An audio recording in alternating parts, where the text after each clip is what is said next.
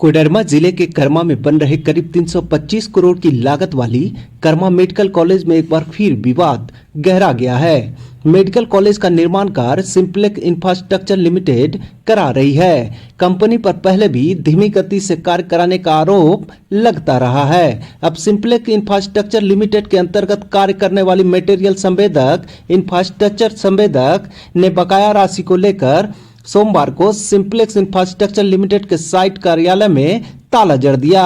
आक्रोशित संवेदकों ने बकाया राशि की भुगतान की मांग को लेकर कार्यालय में ताला जड़ दिया, साथ ही साइट पर कार्य भी रोक दिया। संवेदकों का गुस्सा देख सिंप्लेक्स इंफ्रास्ट्रक्चर लिमिटेड कार्यालय में कार्यरत कर्मी ऑफिस छोड़कर फरार हो गए।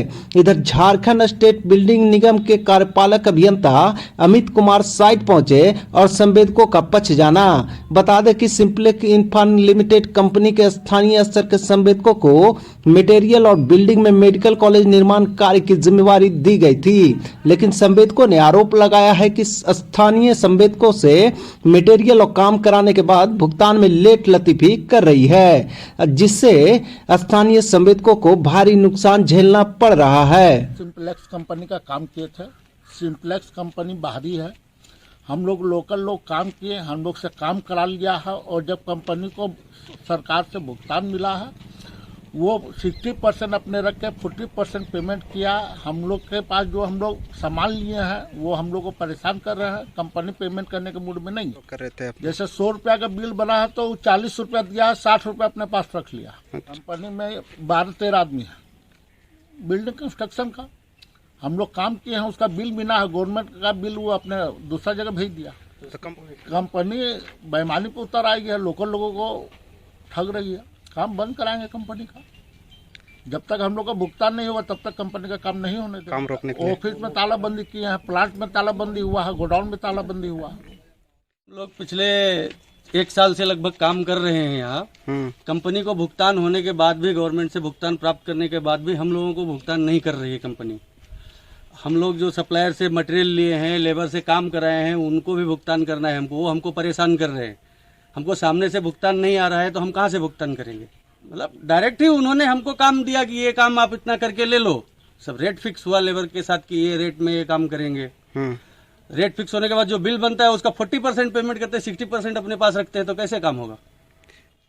जितने भी सिंप्लेक्स के मजदूर संवेदक हैं इनके द्वारा हमारे दूरभाष पर कई बार संपर्क किया गया और कई बार इन्होंने अपने पेमेंट का भुगतान नहीं होने के कारण बहुत सारी बातें इन्होंने फोन पर कहा, जिसके पश्चात आज हमारे क्वार्टर पर इन लोगों ने जा करके तालाबंदी करने का प्रयास किया, जिस पर हमने इनको समझाया कि हमारे द्वारा आपसे कोई संबंध नहीं है, आपका संबंध है सिंप्लेक्स से लेना देना है, आप सिंप्लेक्स से समझें। जिसके पश्चात उन्होंने हमसे रिक्वेस्ट किया कि आप सहयोग करें, तो कि भाई आपके अगर किसी मजदूर का हो या किसी मजदूर संवेदक का हो या किसी अन्य संवेदक का भी हो या सप्लायर का हो, अगर भुगतान नहीं होता है और हमारे द्वारा उस चीज का भुगतान अगर कर दिया जाता है तो उसके पश्चात अगर भुगतान नहीं होता है तो ये गलत बात है। इस पर हमारे द्वारा कार्रवाई की जाएगी और उच्च स्तरीय हम इस बात को ले जाएंगे।